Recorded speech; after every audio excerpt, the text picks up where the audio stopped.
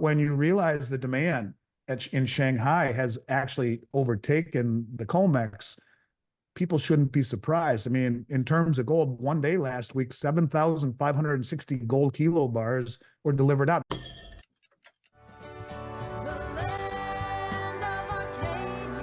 Well, hello there, my friends. Chris Marcus here with you for Arcadia Economics. And once again, it is time for our look into things that are happening on the retail level of the silver and gold markets, and also some of the news stories that are affecting the metals, which seems to be escalating as we continue on in 2024. Obviously, had a big rally in the past couple of months. And fortunately, to dig into all these things and some of the latest news is Andy Schectman of Miles Franklin Precious Metals. Andy, nice to have you back in here today. How are you doing? Good to see you, brother. Thanks for having me. I'm good, man. Hope you are too. Yeah, doing well. And I know we missed you last week as you were traveling back, although do have some updates since, as you remember, 2 weeks ago, we talked about how JP Morgan had 440 million of their assets sanctioned by Russia, a trend that does not seem to be going incredibly better as we record here on Monday afternoon, May 13th. And we'll dig into that in just a moment. Although, would like to start with a quick look at the prices. Again, this is Monday afternoon. See silver at 24.5 bucks, down a penny. And gold, interesting that we've seen this recently where there's been a handful of days where there's been a bit of a divergence between the gold and silver prices. Certainly the case on Monday when gold is down $30 while silver is flat. And perhaps we can just start there. If you have any thoughts on what we've seen Monday, and also if that's something that you've noticed as well, seeing metals not entirely correlated a couple times, which perhaps not unexpected given some of the volatility, but why don't you take it from there? Yeah, I mean, I have noticed it. Um, you know, it's not like silver hasn't performed. It's up 40% since February or thereabouts, and but it hasn't really had the same type of performance over the last several months or year or so as gold has. And it just seems to me that gold is taking a little bit of a breather, but the demand for silver, regardless of the manipulation on COMEX, is really very, very strong. And I think you're seeing on a global trend, silver finally finding a bid. And there are a lot of transactions that we aren't privy to that are happening. You know, how does India accumulate 500 million ounces of silver over the last 2.5 years? And so I think that silver, the rumor is that China, because gold is becoming difficult to get for immediate delivery, and they're selling out of gold so rapidly there, that they've called upon their citizens to make a shift into silver. Maybe it's the retail demand around the world and the investment demand around the world that is hidden to us here. As it's very interesting on a broader scale. If you look at the ETF outflows, they're falling at a 45-degree angle. And yet gold and silver have continued to do very well. Silver holding its own and having these rallies, and overall gold holding its own and in an uptrend. But this all in the face of little to no Western participation, a lot of selling, or the public has been selling at these levels, whether because they need it or because they've waited for so long and are just capitulating. Where we're seeing positive real yields on the treasury market, even whether or not you believe the numbers out of the CPI, that's in this, that, or out of the Bureau of Labor Statistics, on the CPI, that's irrelevant. Let's just take them at face value. We have a strong dollar, positive real yields, and lack of participation in the West, and yet the price is either stable or going higher on a ongoing basis. Day to day, that'll have variability, but that to me shows that there's a lot of demand elsewhere that we're not seeing. And I think some of it is participation in the East, where the rumors are that the ETFs in China are flush with so much demand that they keep triggering the breakers and have to stop by going up so fast. We still see the arbitrage going on. I looked at the Shanghai price today, and it's $3. It's over $30 again today in China. So there's demand across the globe that I think is really masking that maybe the lack of demand here in the West, and making people say, well, how is this happening? How is it continuing to go up when the public isn't really participating?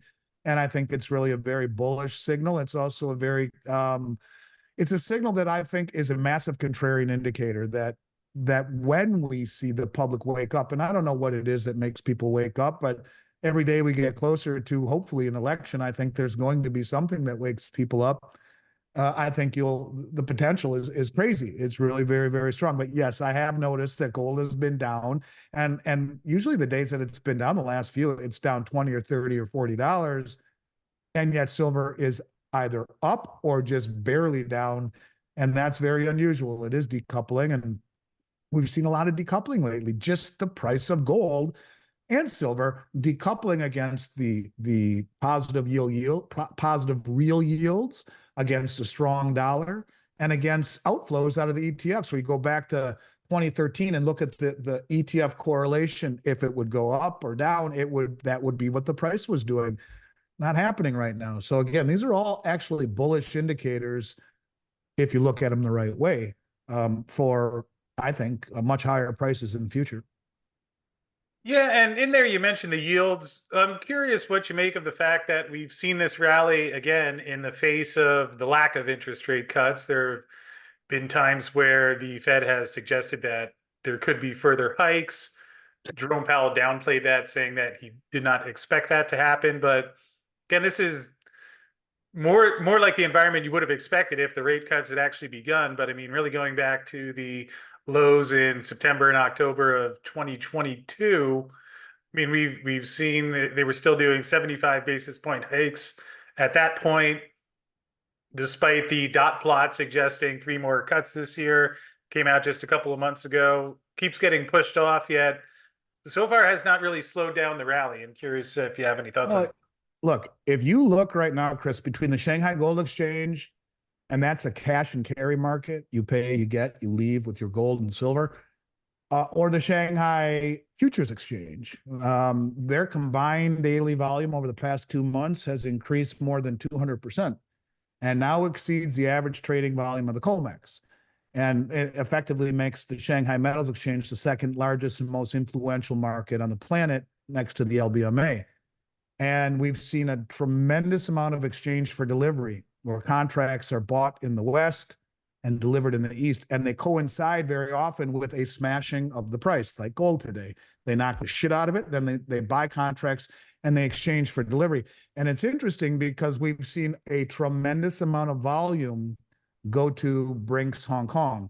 Now, there is a Brinks Hong Kong vault that is part of COMEX and the theory behind it. And there are guys online right now who are saying they assume that it is HSBC either working on behalf of a client or their house account that is knocking down the paper price on one hand, buying contracts and exchanging for delivery, and they go through the OTC market over the counter to Brinks Hong Kong, where trucks meet them, pick up the metal, and deliver them to the Shanghai Gold Exchange. The West is falling prey to their own manipulation, and the East is using it against us.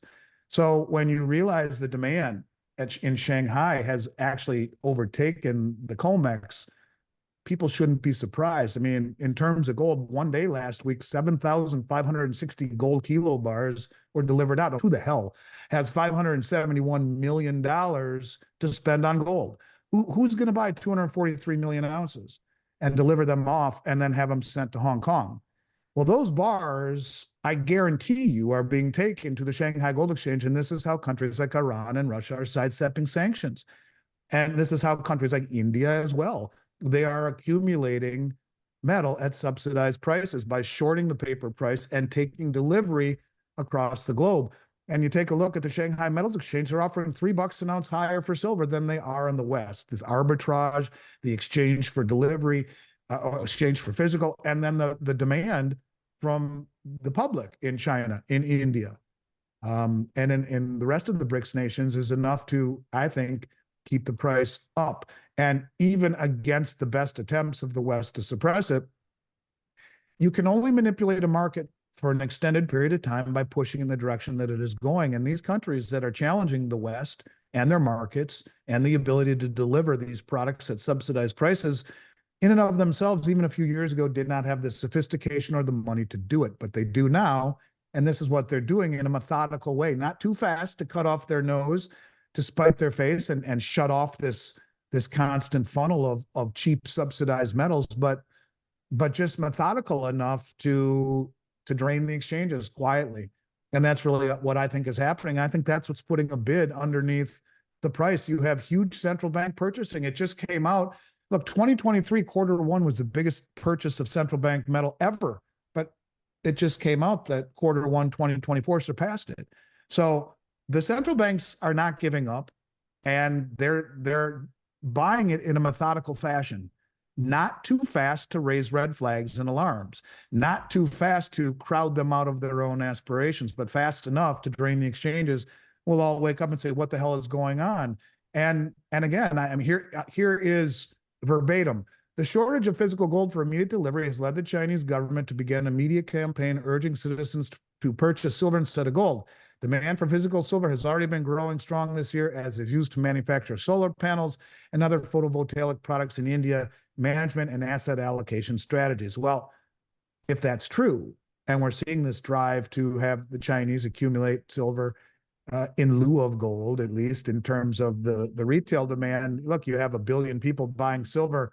It's going to affect the price and even affect the ability of the West to hold it down, where these naked short positions are going to be in very big trouble one day if this continues and you start to see Western participation or some sort of an event that wakes people up. So, you got Modi, Prime Minister Modi last month announced a rooftop solar scheme to benefit 10 million households, an attempt to deliver up to 300 units of free electricity each month to core 1 homes in India. So there's a lot going on that the West is not telling us about. The media doesn't do a bad job. They do no job. And I think there's one other thing that I would throw into this, Chris, that adds kind of a little icing on top of this cake. Several African and Middle Eastern nations have begun withdrawing their gold reserves from the United States in recent months. Nigeria, South Africa, Ghana, Senegal, Cameroon, Algeria, Egypt, and Saudi Arabia, each representing crucial regions in Africa and Middle East. Their actions are prompting questions about the future of the US dollar as the world's primary reserve currency, because all of these countries are trying to avoid sanction risk, and they don't trust us anymore. Trust is like a broken glass. You throw a glass against the wall, good luck trying to put it back together. You won't. You can't once you break it. And I think that's kind of what's happening. We have exhausted a good portion of our trust, and it is being found in assets like gold, silver, and oil, which is being remonetized across the globe. It's money.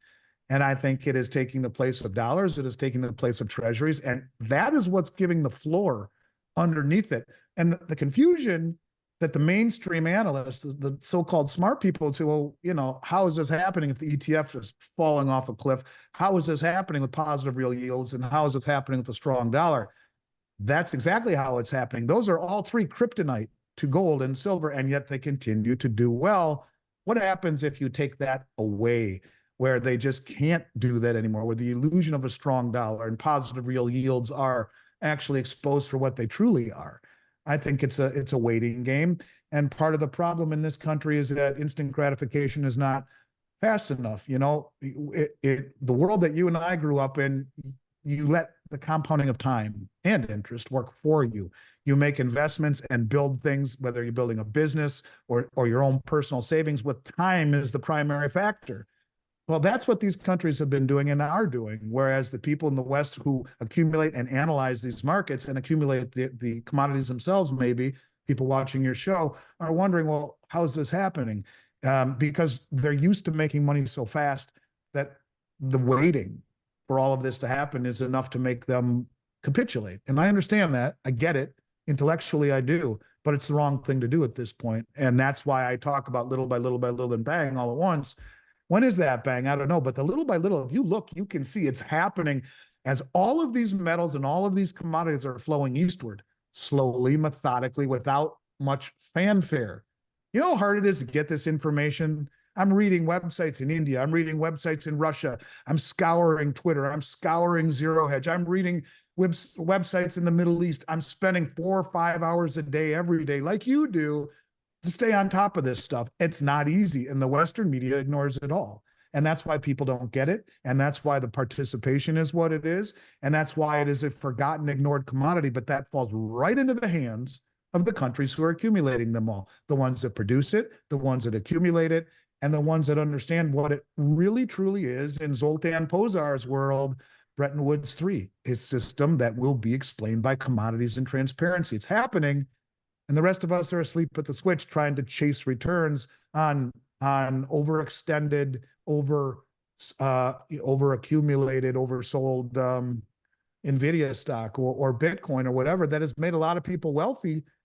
Get it, but they're missing the whole theory behind what's happening with metals prices. And it's not lost on these countries that are slowly, methodically draining the exchanges. Why else would Shanghai have silver priced at $3 an ounce higher? If they really wanted it all, they could price it at $30 higher, and bang, like that, everyone would wake up. Whoa, let's sell what we can to Shanghai. Those traders would arbitrage, and then it would be over. But at $3, and the West doesn't talk about it. You know how many podcasts I do, and people say, "How the hell are you getting that information on that Shanghai is?" I look everywhere, I can't find it. Well, it's a guy on Twitter. It's this what's it called? You know who I'm talking about? It's the yes, the Silver Ghost. Yes, and he's the only one who has it out there, but he publishes it every day. It's the only place I've ever seen it.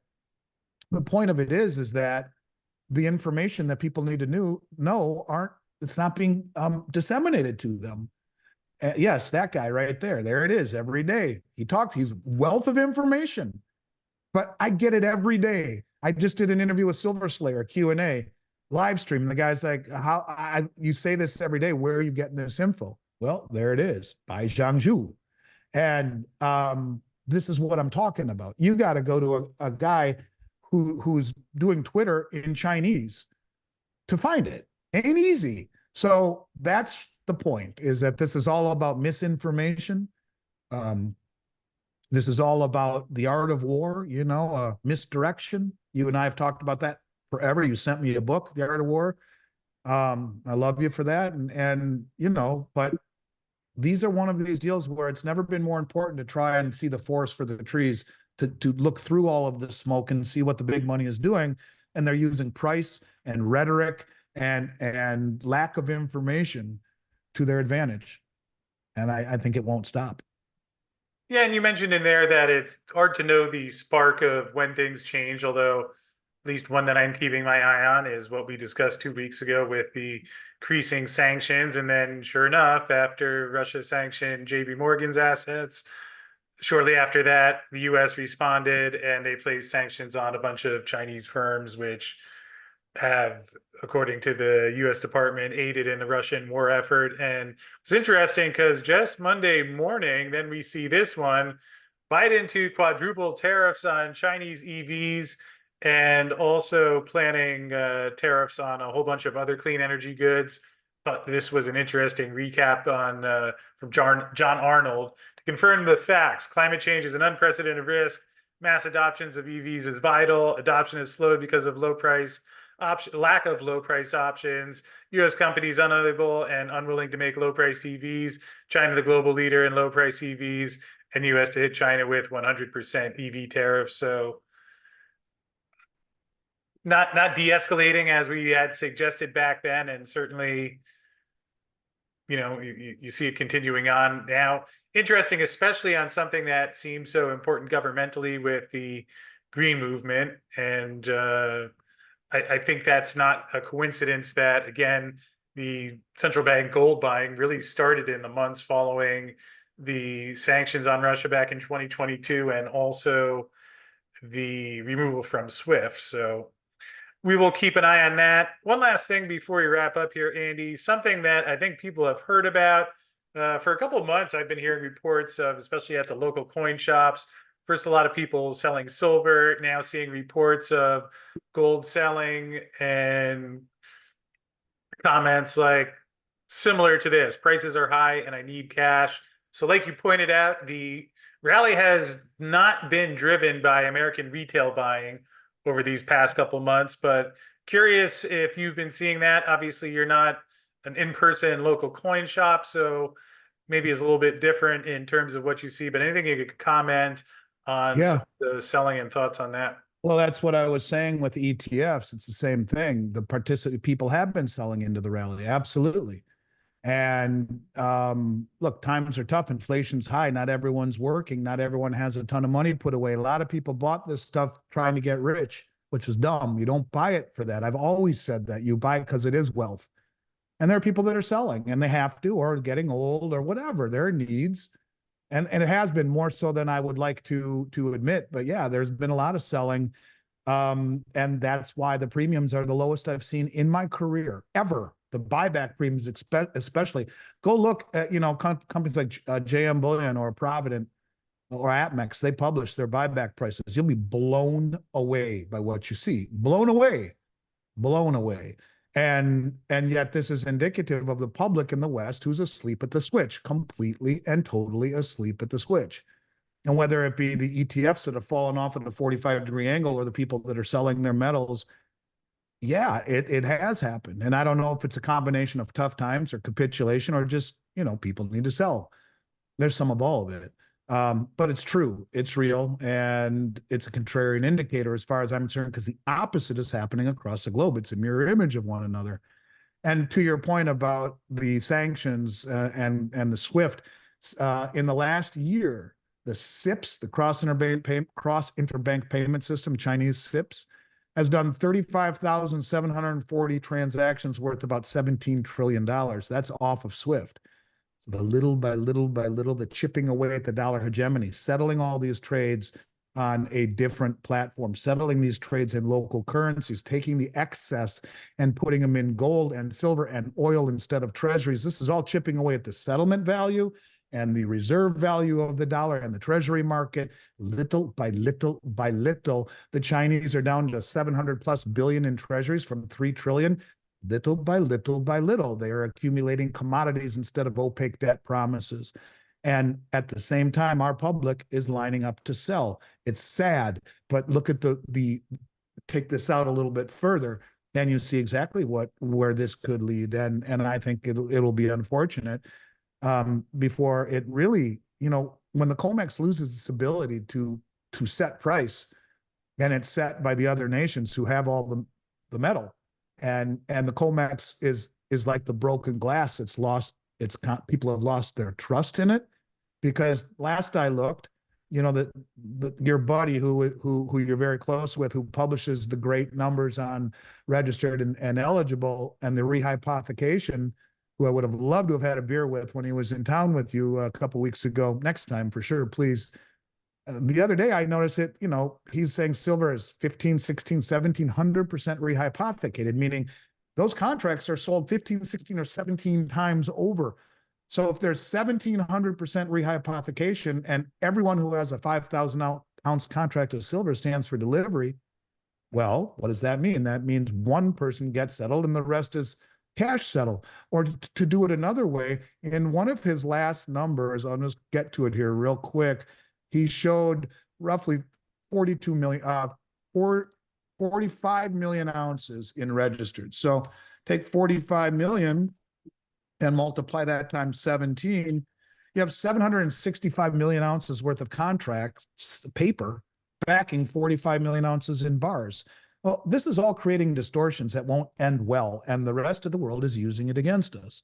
So at the wrong time, people are lining up to sell because of things like rehypothecation, because of things like not reporting the facts, because of things that we are seeing across the globe that no one really is hearing about, including, arbitrage going on in the Shanghai Metals Exchange, or, massive exchange for delivery coming off for physical coming off of the Western markets and being delivered to Hong Kong, which ends up at the Shanghai Gold Exchange. All of these things are not readily known. It should be talked about on Fox News or Fox Business or CNBC or 60 Minutes that the normies watch, but it's not. And that's why it will end badly for a lot of people. That's why I hope people are getting something out of these interviews that you and I do, and gleaning just a little bit of insight, inspiring them to do their own due diligence and dig and see for themselves that you can't continue to manipulate the world and be coercive in nature without there being pushback. And for most of our lives, the West was too dominant in every way, militarily, financially, economically, everything. And that's changing rapidly. And that's why I think you're going to start to see this phenomenon spin faster and faster and faster and faster as we get closer to some sort of a break point. Don't know when that is, what that looks like, but I know it will come. Something will break. And my guess is it will do so long after the big money has positioned themselves, and the people will scramble for whatever is left. And I talk about low premiums and great availability. That'll be the last thing that you'll find in that environment. And I'm dead serious. I mean that to be gospel, to mean that to be truth. So for whatever it's worth, I go on record saying that's where I think we're heading. Well, I hear you, and I'm smiling over here, imagining you on 60 Minutes laying out the gold and silver market for folks. That would be a sign that we're finally at the breakout if we see that. Yeah, we are probably at the very end when that happens. And I know you're going to ask me what we have on special today. So I'm looking here real quick. Looks like 2023 silver Krugerrands at $3.10 over spot. And I love these, by the way. These next ones, they're the half-ounce Canadian polar bears, and they're $2.50 over melt per coin, $2.50. They come in boxes of 240. The box is about this big. It's roughly this big, maybe the box about. And they're half-ounce coins made by the Royal Canadian Mint. They're beautiful. They're 4.9 fine. From a barter standpoint, they're great. And so we do have those. Those are back dates, and we do have those in stock ready to go also. Alrighty, and if people would like to get more information, if you're watching at home, you can email us at arcadia@milesfranklin.com, and certainly be happy to help. Or if you have questions about anything you're seeing, we do always like hearing from you. So, Andy, I appreciate that. Good to have you back here. And you too, my brother. Let's get together soon. Got to go for another walk and solve the world's problems. That's what Chris and I do. We go on walks and solve the world's problems. So let's do that again this week. I miss you. And now that I'm back in town, it'd be nice to catch up again. Well, thank you, Andy, as always, for today's call. And thanks to everyone at home for watching. Hope you found this one helpful and entertaining and enjoyable, and appreciate you spending part of your day with us here at Arcadia. Real quick before we wrap up, I did want to thank Silver Viper Minerals, who kindly sponsored today's episode. Silver Viper is currently exploring their La Virginia project in Sonora, Mexico, where they had a maiden resource estimate of 49 million ounces of silver equivalent. They're in the middle of completing a financing, which would allow them to get back out there and drilling, and also put them on track for an updated resource estimate to show what they have uncovered in the time since then. And to find out more about Silver Viper's plans and what they are doing, did talk with Steve Cope recently, and you can just click on the thumbnail coming your way now.